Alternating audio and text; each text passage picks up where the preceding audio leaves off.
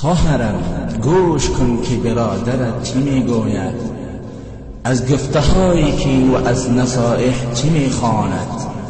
آیا ره سپارت به سوی جنت نکنم که در آن روز هیچ یک سراغت نکند؟ خواهرم آینه عزت نمایی، رمز راز خلقتی ارزو سمایی. از گلیم خود من پایت برون، رحم بر وادی جهل و جنون. از اروپا تو بیا تقلید مکن، حرمتی دینی خدا تهدید مکن.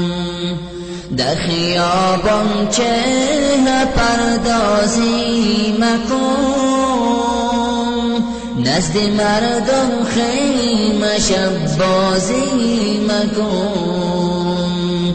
با هزاران رنگ و آرایش مکن، اجتماع را سلب آسایش مکن. زلفی خود از چادرت بیرون مریز، در مسیری چشمها افسون مریز. این سر و سینه نشان دادن چرا، خود نشان این و آن دادن چرا.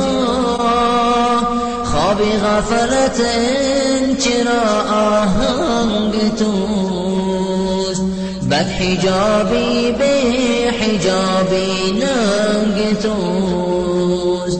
خواهرم تقلیدی به دینان مکن، دشمنی دینی خدا راضی مکن. خواهری من فتنه انگیزی مکن، با اصول دینی خود بازی مکن. از خدا دم میزنی یا از گناه، پیروی شیطان شدی رویت سیاه. پیروی شیطان شدی رویت سیاه. خواهرم این شعر از سوز دل است، پیش الله را سیاه مشکل است.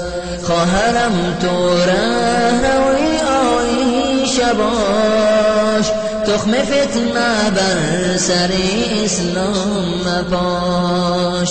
خواهرم تو رهروی عایشه باش، پیروی زهرا و هم آسیه باش. پیروی زهرا و هم آسیه باش، پیروی زهرا و هم آسیه باش.